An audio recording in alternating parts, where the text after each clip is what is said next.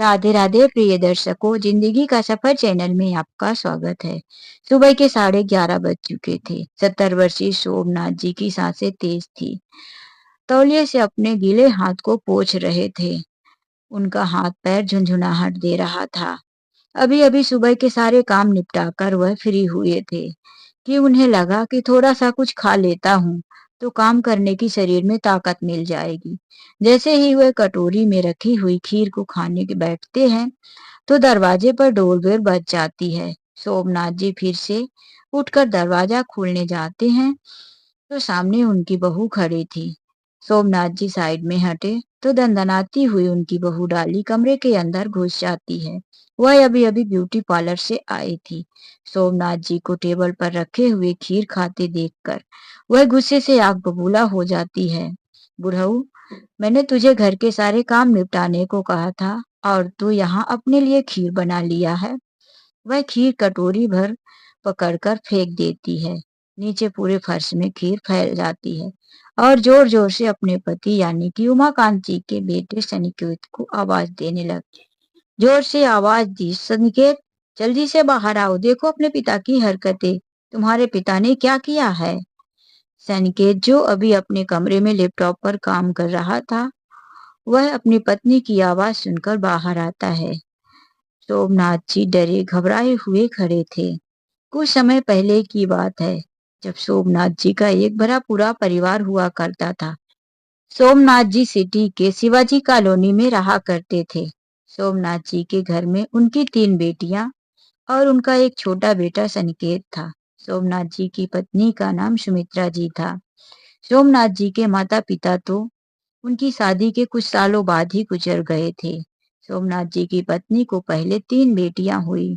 पूरा परिवार और समाज यही कहने लगा था कि अब इनका बेटा नहीं होगा।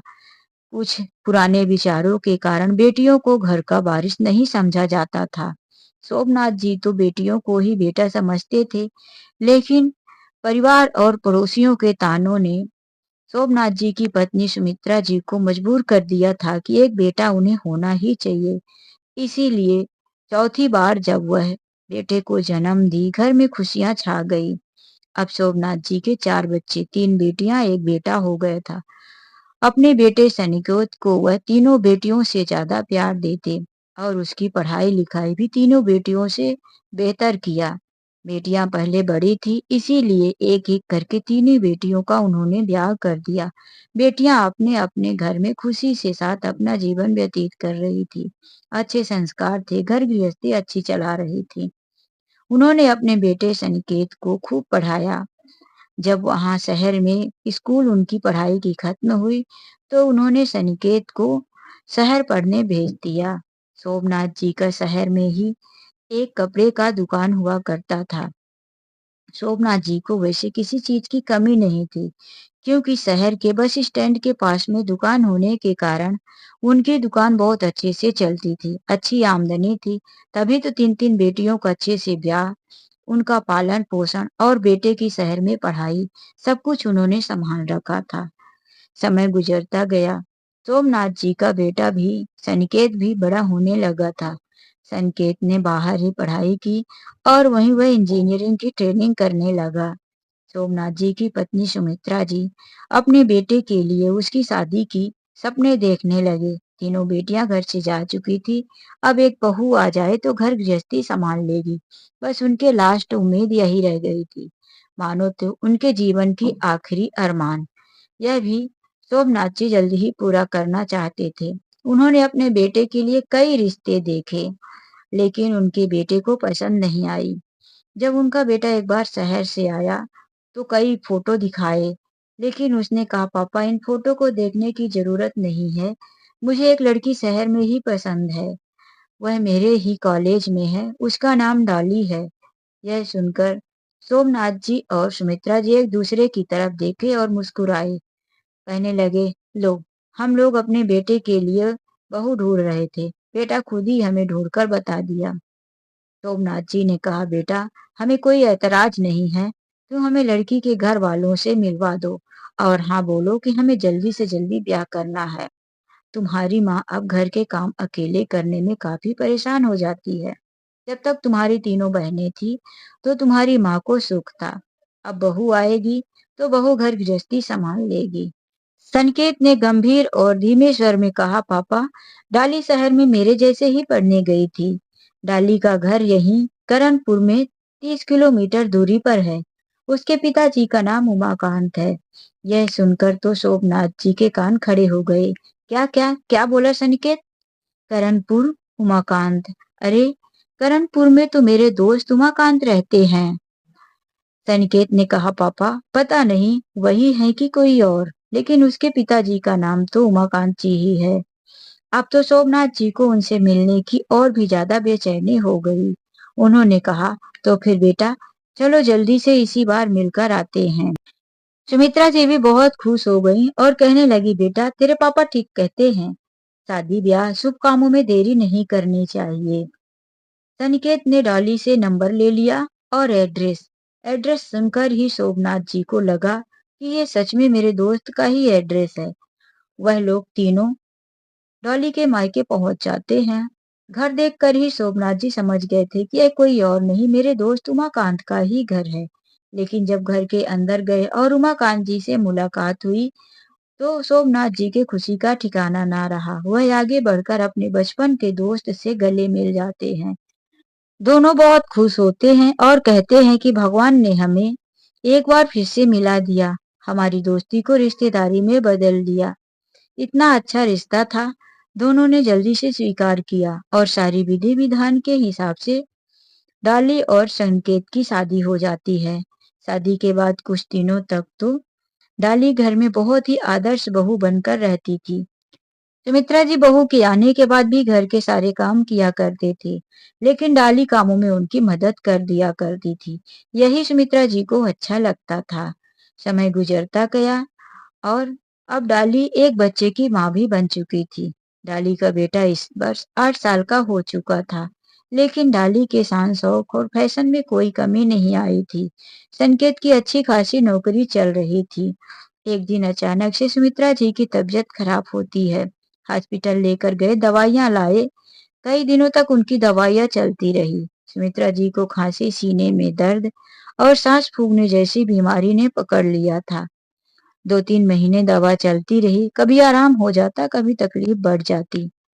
कुछ खाना पीना भी सूट नहीं करता था। खाने पीने में डॉक्टर ने काफी परहेज रख दिया था। सुमित्रा जी की हालत खराब होती रही। ठंडी का दिन था, रात को सांस फूलने लगी, ज्यादा तकलीफ बढ़ गया। हॉस्पिटल लेकर गए, लेकिन जाते जाते सुमित्रा जी रास्ते पर ही दम तोड़ दी। हॉस्पिटल में डॉक्टर ने चेकअप किया तो उन्हें मृत घोषित कर दिया। उनकी बॉडी ले जाने को बोल दिया। सोमनाथ जी की दुनिया उजड़ गई। आज उनका जीवन साथी उन्हें छोड़कर चली गई थी। संकेत भी खूब रोया, डाली ने भी रोया। धीरे धीरे समय गुजरता गया। माँ को गए हुए पूरा साल हो चुका था। पत्नी के गम में सोमनाथ जी की भी तबीयत खराब रहने लगी थी। सोमनाथ जी अब अपनी दुकान पर कम ही जाया करते थे। धीरे धीरे उनकी दुकानों में आमदनी कम होने लगी थी। उनके दुकान में जो 2-3 लोग काम करते थे, वह दुकान के माल बेचकर उन्हें पैसों का हिसाब नहीं दिया करते थे। धीरे धीरे दुकान घाटे पर चलने लगी थी। उनका अपना खुद का दुकान था, इसीलिए किराया नहीं देना पड़ता था, लेकिन माल भरने के लिए पैसा भी नहीं आता था। दुकान घाटे पर चल रही थी। संकेत ने एक दिन पापा से कहा, पापा, अब आपके बस का बिजनेस नहीं है, इसीलिए ऐसा करते हैं कि हम उस दुकान को बेच देते हैं और उसके जो भी पैसे आएंगे हम अपने इस घर में लगा लेंगे। इस घर को आलीशान बना लेंगे। घर भी काफी पुराना हो चुका है। सोमनाथ जी एक बार अपनी दुकान बेचने को सुनकर ही दिल से घबरा गए। संकेत से कहने लगे, नहीं बेटा, दुकान मत बेचो। वह शहर के स्टैंड के पास में दुकान है। बस स्टैंड के पास में दुकानें बहुत महंगी मिलती हैं। दोबारा खरीदना तुम्हारे बस का नहीं है और उसका भाव बढ़ता ही जाएगा। कभी भी कोई बिजनेस डाल दिया तो वहां पे अच्छे से चलेगा। बस उस दुकान में कोई भरोसे वाले व्यक्ति रख दो और सुबह शाम कभी भी टाइम मिले तो देखते रहना। नहीं तो मेरी तबीयत ठीक होने का इंतजार करो, मैं अपनी दुकान संभाल लूंगा। दुकान को इस तरह से ना बेचने का नाम सुनकर डाली भी गुस्से में आ गई और जोर से चिल्लाने लगी, क्या पापा जी, आप भी 3 सालों से तो घर में पड़े हो, ना दुकान जाते हो और ना आपकी तबीयत ठीक होती है। बस यही कहते हो कि कुछ दिनों की और बात है। आप धीरे-धीरे और ज़्यादा बीमार होते जा रहे हो। दुकान बेचने दो, अब बूढ़े हो गए हो। शांति से बैठे रहो और हम दोनों को सोच समझकर घर गृहस्थी की आगे ज़िंदगी चलाने दो। यह सुनकर आज सोमनाथ जी को बहुत बुरा लगा। बहू ने पहली बार आज ऊंची आवाज में बोला था। वह बेटे की तरफ देखे कि बेटा कुछ कहेगा, लेकिन संकेत ने कहा, पापा डाली ठीक ही कह रही है, हमें दुकान बेच देना चाहिए। अब आपके बस का नहीं है। आप चुपचाप घर में 2 रोटियां खाओ और पड़े रहो। आज सोमनाथ जी अपने आप को बहुत असहाय महसूस कर रहे थे। बेटे बहू के आगे उनकी एक ना चली और संकेत ने उनसे साइन करवा लिया और दुकान को बेच दिया। दुकान के पैसों से उसने उस घर में और भी आलीशान सारी चीजों की व्यवस्था करवा लिया। घर का रेनोवेशन करवाया, अपने लिए अच्छा सा कमरा, सोफा, बेड, सब कुछ उसने कर लिया। लेकिन पिता के लिए क्या किया? एक कमरा दे दिया, जो कि पुराना कमरा जिसमें से बंगाल रूम हुआ करता था। पिताजी की दवाइयाँ चलती थी। उसने कह दिया, पापा यही कमरा लो, अब आपके लिए यही अच्छा रहेगा। पूरे घर में दवाइयाँ फैलाकर मत रखा करो। जहाँ देखो वहीं आपके गोली के पत्ते, सिरप का बॉटल, यह सब देखकर तो हमें खुद भी लगता है कि हम किसी हॉस्पिटल में रहते हैं। सोमनाथ जी का ज्यादा समय अब उस एक कमरे में निकलने लगा था। बहू जब मन चाहती उनके लिए खाना देकर आती। सोमनाथ जी जब घर पर होते तो उन्हें बहू धीरे धीरे घर का काम भी बोलने लगी थी। एक समय था जब सोमनाथ जी अपनी दुकान पर बैठते, एक फोन पर वह बड़े बड़े होटलों से ऑर्डर मंगाकर जो चीजें होता मनपसंद मंगा लिया करते थे। बिजनेस मीटिंग में वह बड़े बड़े बिजनेसमैन उनके साथ जब मीटिंग करने आते थे तो वह उनके पसंद का ऑरेंज जूस, फालूदा जो भी रहता मंगाकर सब साथ में पिया खाया करते थे। आज सोमनाथ जी को 3 साल हो गए थे। एक गिलास गन्ने का जूस पीने के लिए तरस गए थे। चाय भी बहू देती थी तो ऐसा लगता था कि पीछे चाय का बर्तन धोकर उनके लिए चाय दे देती है। जब भी सोमनाथ जी कहते तो यही कहती है, अब आपकी सेहत के लिए ज्यादा शक्कर और ज्यादा दूध फायदेमंद नहीं है। आपका बार बार पेट खराब हो जाता है, हाजमा सही नहीं है, इसीलिए आपके लिए हल्की चाय बनाकर देती हूँ। सोमनाथ जी कुछ कह भी नहीं पाते थे। उनका बेटा संकेत था जो कभी अपनी पत्नी की हरकतों पर ध्यान नहीं देता। जब भी सोमनाथ जी अपने बेटे से कुछ शिकायत करते तो संकेत यही कहता, पापा अब आप खाने पीने में कंट्रोल रखो। आपका लीवर कमजोर हो चुका है, आपका हाजमा भी ठीक नहीं है। बीमार हो जाओगे दूसरी मुसीबत खड़ी हो जाएगी। सोमनाथ जी मुंह बंद करते, कोई फायदा नहीं। किससे वह कहते, आज सुबह 6 बजे की ही बात है। आज डाली सुबह जल्दी उठ गई थी। उठते ही पहले अपने ससुर के कमरे में गई और कहने लगी, सुबह जल्दी से काम सारे निपटा लो। मैंने चाय बना दिया है, लो चाय भी पी लो। इसके बाद किचन में 2 रोटी रखी है, अचार के साथ खा लेना। और सूखा चावल रखा है, उसे भी खाना होगा तो नमक और पानी डालकर खा लेना। सोमनाथ जी ने कहा, बहू तुम कहीं जा रही हो क्या? नहीं, मेरी बहन की कल मेहंदी की रस्म है, मैं ब्यूटी पार्लर जा रही हूँ। 8 बजे सुबह की मेरी अपॉइंटमेंट है, जब तक मैं तैयार हो लेती हूँ। सुबह पहला अपॉइंटमेंट है, फिर मुझे 2-3 घंटे लग जाएगा। यह कहकर वह नहाने चली जाती है। नहा धोकर साड़ी पहनकर वह ब्यूटी पार्लर के लिए चली गई थी। सोमनाथ जी चाय पीकर बाहर निकले, घर में झाड़ू पोछा किए, बर्तन धोए, किचन की सफाई किए और जो जो बहू काम बताकर गई थी वह सारे काम वह करते रहे। शरीर कमजोर और बूढ़ा, हाथ कांप रहा था, काम थोड़ा धीरे धीरे हो रहा था। इसीलिए सुबह का काम निपटाते निपटाते 11:30 बज चुका था। सोमनाथ जी ने घड़ी में देखा तो इतना देर हो चुकी थी। पेट में भूख के मारे जलन उठ रही थी। खाली पेट वह पानी जैसे थोड़ी सी चाय तो पिए थे। फिर उन्होंने सोचा कि मैं अब कुछ खा लेता हूँ। किचन में देखा तो 2 रोटी रखी थी। रोटियों का किनारे किनारे से बॉर्डर एकदम से कड़ा हो चुका था, बीच में ही थोड़ा सा नरम था। वह रोटियां चबाना उनके बस का नहीं था। दाल सब्जी भी नहीं थी कि जिसके पानी में वह रोटी भिगोकर खा लेते।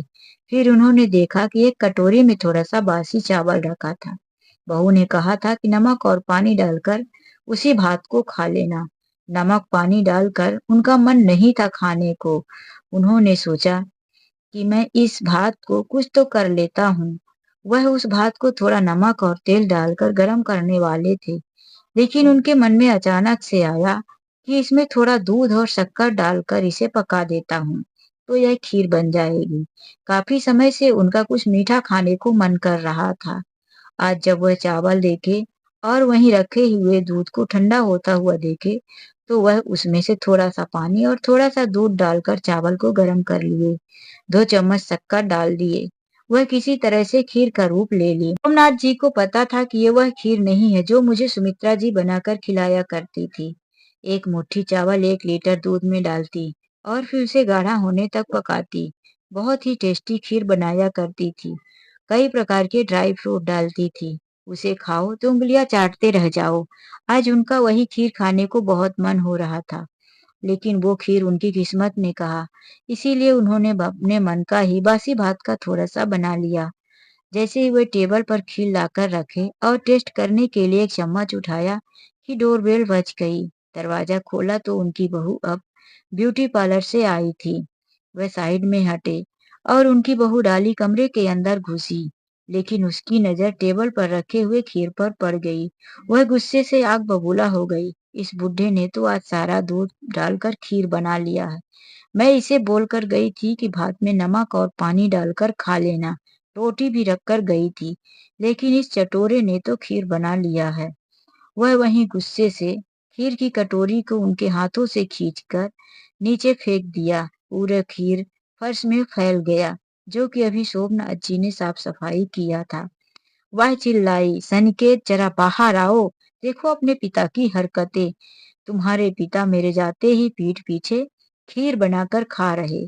अभी सुबह ही दूध गर्म करके रखकर गई थी। सारा दूध इसने खीर में डाल दिया। इसकी चटोरी जीभ। अब बताओ, जब यह चोरी-चोरी खीर बनाकर रख सकते हैं अपने लिए, खा सकते हैं, तो यह बुड्ढा अपनी शौक पूरा करने के लिए मेरी किसी भी चीज को बेचकर और अपना पेट भर सकता है। अब इस बुड्ढे को मैं एक दिन घर पर नहीं रहने दूंगी। वह जोर-जोर से चिल्ला रही थी। तभी सनिकेत ने कहा, पापा, आप भी कितना हद करते हो। अरे जब आपके लिए डॉली खाना रखकर गई थी, तो आपने खाया क्यों नहीं? क्या अकेले के लिए खीर बना डाला? दिन प्रतिदिन आप चटोरे होते जा रहे हो। फिर कहते हो कि मेरे पेट में गैस बनती है, शरीर में दर्द रहता है, उठा नहीं जाता। आपकी इन्हीं हरकतों की वजह से। सोमनाथ जी डरे सहमे से टेबल के पास खड़े थे। उन्होंने कहा, बेटा, मैंने कोई दूध ज्यादा नहीं लिया। वो मैंने थोड़ा सा दूध, पानी और शक्कर डाल के वही बासी भात को गर्म किया है। यह सुनकर डाली और गुस्से में आ गई। बुड्ढा, तुझे उस बासी भात में नमक और पानी डालकर नहीं खाया जाता था। वह आगे बढ़ी और सोमनाथ जी के बाल पकड़ लिए। वह आज गुस्से में इतनी क्रोधित थी कि उसे समझ में नहीं आया कि इतने बूढ़े ससुर पर हाथ उठाना भी अच्छा नहीं। बूढ़ा बेचारा कमजोर, उसके बाल पकड़ते ही थर-थर कांपने लगे और डाली राक्षसों की तरह गुस्से में क्रोधित हो रही थी। डाली बाल पकड़ते हुए टेबल के किनारे से खींचकर बाहर लाई। अभी उसके हाथ सोमनाथ जी के सर पर ही थे कि पीछे से कोई आकर उसका हाथ पकड़ा और उसे 2 थप्पड़ गालों में जड़ दिया। डाली के गाल झन्ना गए। एक हाथ से उसने अपने गालों पर हाथ रखा और सोमनाथ जी का बाल छोड़कर पीछे मुड़कर देखी तो कोई और नहीं, उसके पिता उमाकांत जी खड़े थे। उमाकांत जी को देखकर डाली ने कहा, पापा, आपने मुझे मारा? पापा, मैं आपकी बेटी हूँ, आपने मुझ पर हाथ कैसे उठाया? वह क्रोधित होकर पापा की तरफ बड़ी बड़ी आंखें करके देखने लगी। उमाकांत जी, उसने कहा, खबरदार अगर तूने मुझे पापा कहा। तेरी जैसी औलाद से अच्छा है कि कोई बेटी ही ना होती मेरी। तूने मेरे दोस्त उमाकांत की क्या हालत कर दी है। बेचारा कितना पतला और आंखें धसी हुई है, और तूने ये सारा खीर फर्श पर फैला दिया। तुझे शर्म नहीं आती? एक बूढ़े पिता के साथ साथ तूने अन्न का भी अपमान किया है। आपको यह सब कैसे पता? और आप यहाँ क्या करने आए हो? गुस्से से डाली चिल्लाई। तो उमाकांत जी ने कहा, मैं उसी समय आ गया था जब तू कमरे के अंदर प्रवेश की, लेकिन तू जोर जोर से चिल्ला रही थी तो मैं चुपचाप पीछे खड़ा रह गया। तेरी ये हरकतें देखकर तो मैं सन्न रह गया कि मेरी बेटी ऐसी हो गई है। और जब तूने खीर फेंका, अपने बूढ़े ससुर को चिल्लाया, दामाद जी को आवाज देकर उनसे शिकायत की, फिर वह दामाद जी यानी संकेत की तरफ देखकर कहते हैं, बेटा, तुम तो इस बूढ़े पिता की औलाद हो। तुम्हें शर्म नहीं आई अपने पिता पर चिल्लाने की? तुम्हारा एक कटोरी भात, एक कप दूध और 2 चम्मच शक्कर तुम्हारे पिता के लिए इतना कीमती हो गया कि तुम उन्हें खाने नहीं दिए, ऊपर से अपनी पत्नी का साथ दे रहे हो। अब संकेत और डाली चुपचाप सन्नाटे में खड़े थे। फिर संकेत बोला, मैं क्या करता पापा? मैं इन दोनों की खिचखिच से परेशान हो गया। मैं किसकी साइड लेता? अरे, साइड लेने की जरूरत ही क्या था? तुम सच का साथ देते। उमाकांत जी ने फिर से जोर देते हुए कहा। डाली चिल्लाई, पापा यह मेरे घर का मामला है। आप यहाँ से चले जाओ तो ही अच्छा होगा। मेरे घर के मामले में आप टांग मत अड़ाओ। मैं समझ लूंगी मुझे क्या करना है। मैं इस घर की मालकिन हूँ। उमाकांत जी गुस्से से बोले, किस हक से मालकिन हो? यह घर आज भी मेरे दोस्त सोमनाथ जी के नाम है। तुम लोगों ने उनकी दुकान बेच दी, घर में कब्जा कर लिया, फिर भी वह तुम दोनों को कुछ ना कह सके। अपना फर्ज समझकर निभाते रह गए। डाली अभी भी गुस्से से गिड़गिड़ा रही थी और उमाकांत जी कहने लगे, दोस्त, तुमने यह सब कुछ मुझे क्यों नहीं बताया? तुम्हारी तो 3 3 बेटियां हैं, कभी अपनी बेटियों से क्यों नहीं बताया? लाओ फोन, मैं तुम्हारी बेटियों से बात करता हूँ। उन्हें तुम्हारी जरा भी फिक्र है कि नहीं? सोमनाथ जी ने कहा, मेरे दोस्त उमाकांत, बेटियों को मैं कैसे बताता? जब भी मेरी बेटियां आती हैं तो मेरी बहू उनके सामने मुझे अच्छा खाना देती है और पहले ही कह देती है कि अपनी बेटियों के सामने यदि कुछ कहा तो घर से निकाल दूंगी, फिर जाकर बेटियों के घर में रहना। मैं अपनी बेटियों के घर पर जाकर रहता तो मेरी कितनी बड़ी बदनामी होती। आज उमाकांत जी बेटी की तरफ देखकर आंखों में आंसू भरकर कहने लगे, डाली, तूने अच्छा नहीं किया। और तुझे इनके बारे में पता ही क्या है? ये कितने अच्छे इंसान हैं। मेरे बचपन के दोस्त ही नहीं, यह मेरे मददगार भी हैं। आज मैं जो कुछ भी हूँ, मेरा जो भी छोटा मोटा बिजनेस है, वह सब इनकी वजह से है। मैं तो शहर गया था, मारा मारा फिर रहा था। मुझे कोई नौकरी भी नहीं लगी थी। वापिस आते समय जब अपने दोस्त सोमनाथ जी से मिला तो इन्होंने कहा, मेरे रहते हुए तू शहर में नौकरी के लिए क्यों भटकता है यार? जितने पैसे की जरूरत है ले ले और अपने लिए कोई बिजनेस शुरू कर दे। फिर इन्होंने मेरे बिजनेस में पैसा लगाया और कभी भी नहीं कहा कि मुझे पैसे वापिस करो। मैंने जो दिया वह चुपचाप रख लिया, कभी हिसाब नहीं किया।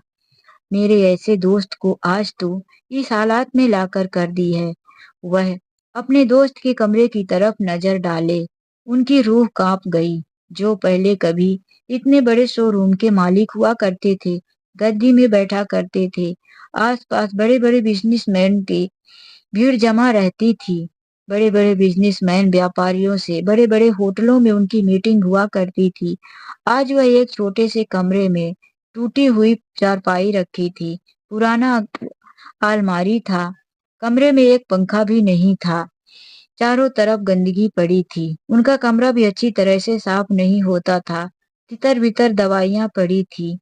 आज उनकी बहू डाली ने उनकी ये हालात कर दी। उमाकांत जी रोते हुए हाथ जोड़ लिए, मेरे दोस्त, मुझे माफ कर दो। यह तुम्हारे जो भी हालात है मेरी बेटी की वजह से है। मैंने तो अच्छे संस्कार दिए थे, ना जाने इसमें इतनी लालच और बुराइयां कहाँ से आ गई। सोमनाथ जी उनके हाथ को पकड़कर खोल दिए और उनके गले लग गए। मेरे दोस्त, तुम मेरे सामने हाथ मत जोड़ो। और फिर उमाकांत जी ने कहा, ठीक है दोस्त, मैं इसे सबक सिखाकर रहूंगा। भले ही ये मेरी बेटी है, लेकिन इसने तुम्हारे साथ जो किया है, इसको इसकी गलती की सजा तो मिलनी ही चाहिए। उन्होंने अपना मोबाइल निकाला और सोमनाथ जी की तीनों बेटियों को फोन करके बोल दिया कि जल्दी से जल्दी आ जाओ, तुम्हारे पिताजी की अंतिम सांसें चल रही है। अगर नहीं आई तो अपने पिताजी को देख नहीं पाओगी। तीनों बेटियां घबरा कर घर पहुंची तो पिताजी तो सही सलामत थे और वहां उनके बचपन के दोस्त उमाकांत जी को देखकर भी खुश हुई।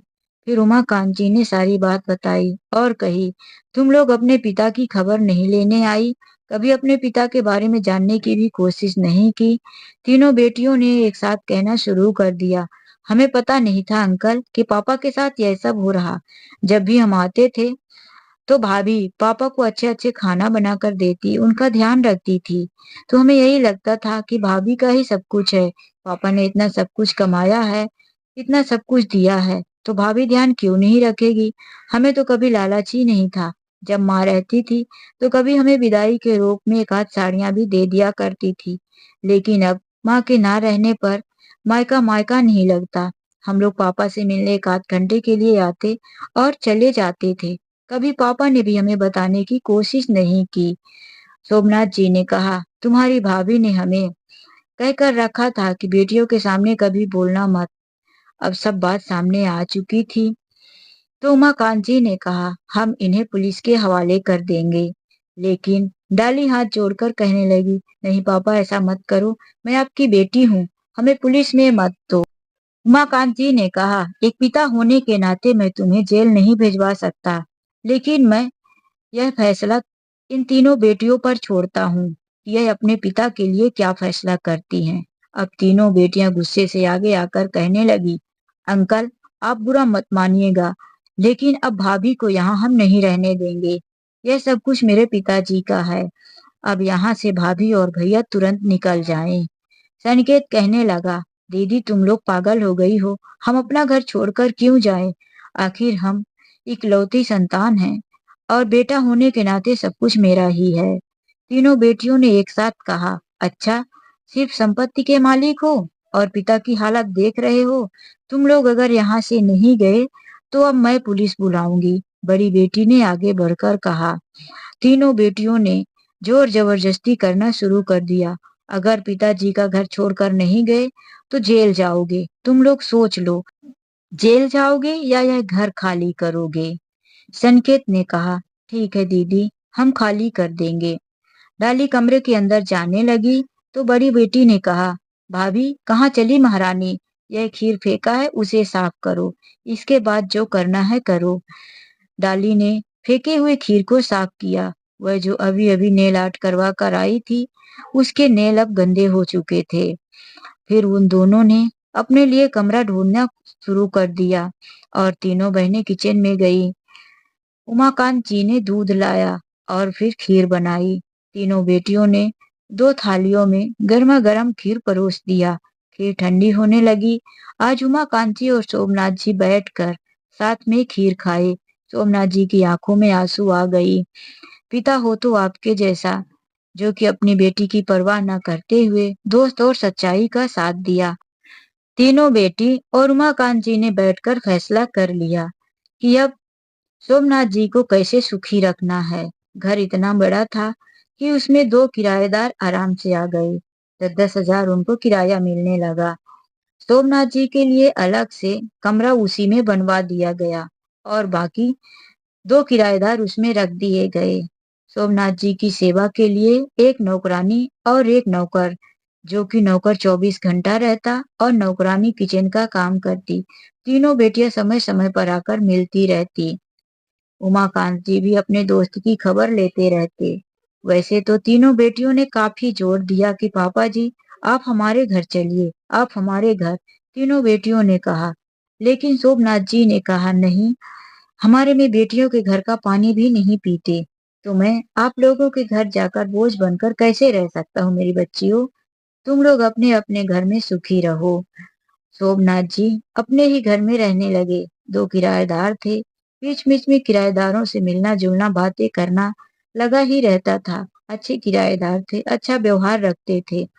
तीनों बेटियों ने कह रखा था कि मेरे पिताजी का ध्यान रखना, अगर उनकी तबीयत या कुछ भी हुआ तो हमें जल्दी से फोन करना। और वैसे भी एक एक करके तीनों बेटियां दिन में कई बार अपने पिताजी का हाल पूछ लिया करती थी। अब सोमनाथ जी पहले से ज्यादा अच्छे और स्वस्थ हो गए थे। उन्हें कोई घर के काम नहीं करने पड़ते थे और ना ही एक दिन का बना हुआ 2 दिन 3 दिन बासी खाना मिलता था। सोमनाथ जी अब पहले से अच्छा जीवन व्यतीत करने लगे थे। तो दोस्तों, उमाकांत जी ने सोमनाथ जी के लिए जो फैसला किया, यह सही था या गलत? कमेंट करके ज़रूर बताएँ। उनकी बेटियों ने अपने भाई को निकाल कर सही किया या गलत? आप अपने विचार ज़रूर लिखना। चलिए मिलते हैं एक नई कहानी में, आज के लिए बस इतना ही। राधे राधे, जय श्री कृष्णा।